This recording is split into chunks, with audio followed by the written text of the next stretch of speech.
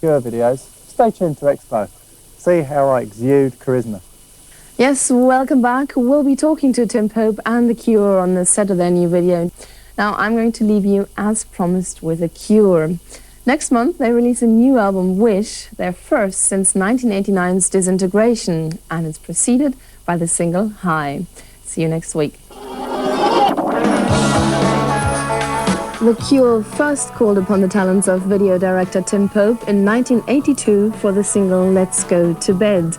It was the beginning of a unique and highly successful collaboration. 10 years on, and they're still at it. This time, it's London's Shepperton Studios and a video for the new single, High.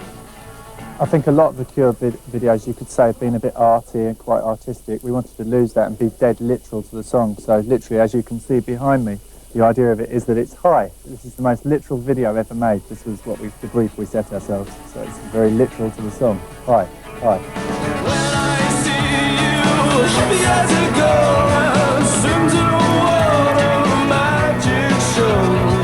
Makes me bite my fingers through to think I could have let you go. What's the plot, really? Well, I don't know about the plot. He's sort of taken he had a set of words, and he took like all the connotation of the word high that he could think of, and he put us up in the castle in the clouds.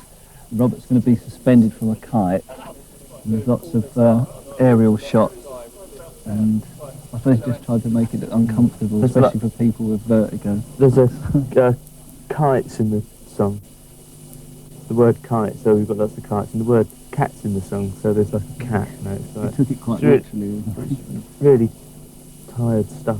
Basically, the same thing happens in all the Cure videos, that Robert sort of runs. I mean, a lot of his words are very recurrent. There are loads of recurrent images always, and there always seems to be this image of falling. So it's just basically the normal idea that we did with the wardrobe and stuff like that. And it's just the idea of them being up in this very dangerous place. Nothing actually really happens, because nothing ever happens with the Cure. I mean, they just sort of stand around, and I have to make all the excitement happen with the camera.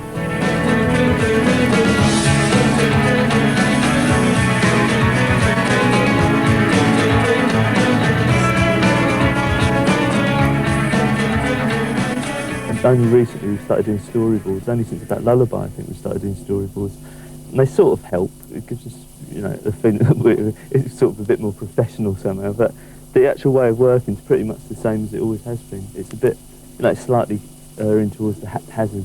This is the real Robert. I actually had him dry cleaned the other day because he was a bit dirty, his hair, and unfortunately this is what happened.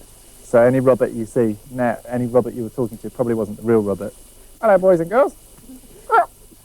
Well, this is quite unusual, this video, because we're using a new cameraman who's very meticulous about everything has to be just so, which is quite strange. It's very intricate and very complicated. We've got to put clouds in wherever we go.